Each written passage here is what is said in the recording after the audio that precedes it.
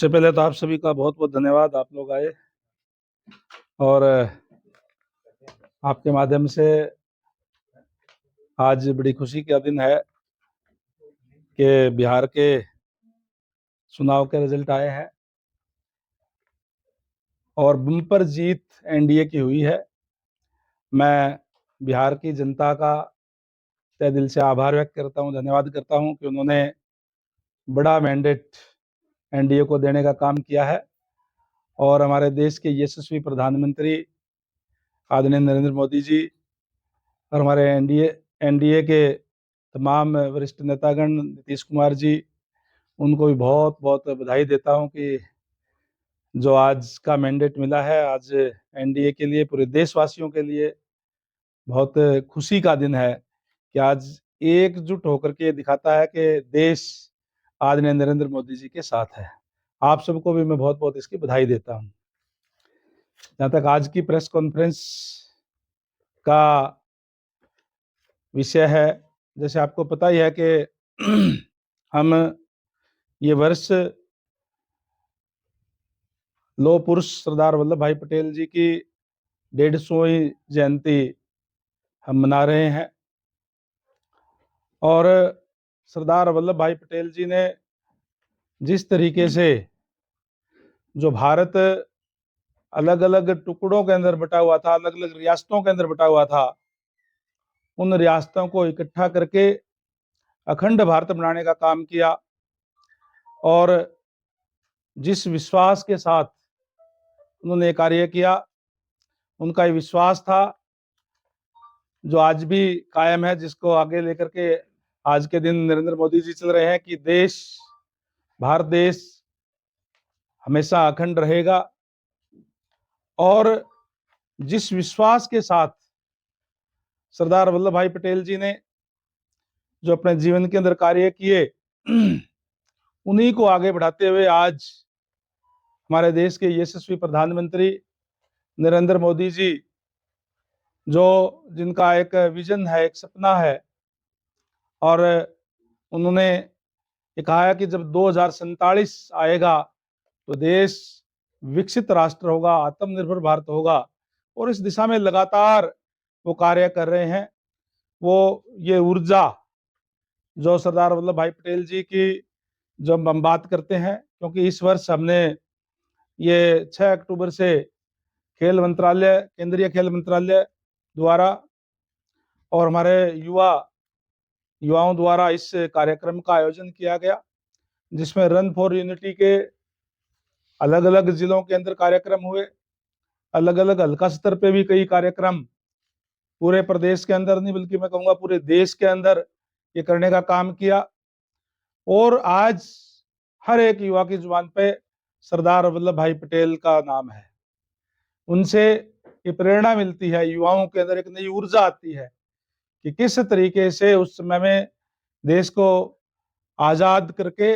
और फिर इसको अखंड भारत बनाने का काम किया। उससे एक नई ऊर्जा का संचार हमारे युवाओं के अंदर होता है। और अब हम, क्योंकि ये लोकसभा वाइज भी और जिले वाइज भी जो है ये कार्यक्रम हम करने जा रहे हैं, इसमें अगर मैं यहाँ की बात करूं तो 17 नवंबर को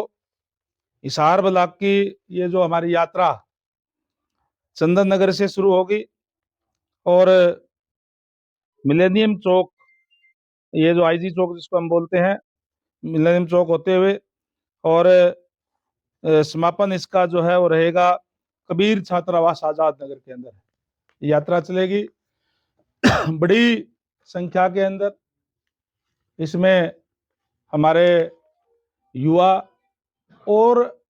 अनेक सभी आयु वर्ग के लोग जो इसके अंदर हिस्सा लेंगे। और ये कार्यक्रम विशेष तौर से खेल मंत्रालय और माई भारत सेंटर की तरफ से जो है इसका आयोजन किया जा रहा है। और इसमें इसके बाद जो दूसरी पद यात्रा हमारी है जो झांसी ब्लॉक की है,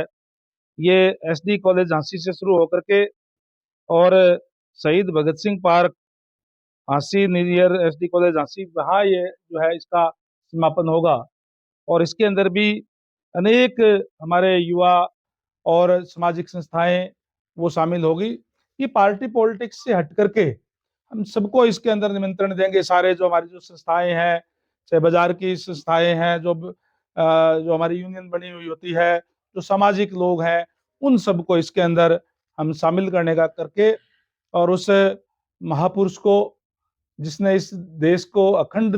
भारत बनाने का काम किया, उसको याद करने का काम जो है कर रहे हैं। हमारे जो भी जितने भी हमारे जो महापुरुष हुए हैं, उनको हमारी आने वाली पीढ़ी को हमेशा याद करना चाहिए और उनसे एक प्रेरणा मिलती है कि किस तरीके से उन्होंने अपने जीवन काल के अंदर राष्ट्र प्रथम रख करके अपना जीवन राष्ट्र के प्रति समर्पित करने का काम किया और अपने आप को एक तरीके से खपाने का काम देश के लिए जो है करने का काम किया। इससे एक नई ऊर्जा का संचार हमारे युवाओं के अंदर, हमारी अगली आने वाली पीढ़ी के अंदर होता है। इसके बाद जो है 26 नवंबर को एक जहां हमारे सरदार पटेल जी का जो जन्म स्थली है करमसद, जो गुजरात के अंदर है, वहां से लेकर के स्टेचू ऑफ यूनिटी, जो सबसे बड़ी प्रतिमा, हमारे देश के यशस्वी प्रधानमंत्री जी का ये विजन था कि वो लौह पुरुष थे। वास्तव में लौह पुरुष का मतलब है उनकी दृढ़ इच्छा शक्ति थी और ऐसे पुरुष की, जो महापुरुष की यूनिटी ऑफ स्टेचू के नाम से बहुत ऊंची, विश्व की मैं सकता हूँ कि सबसे बड़ी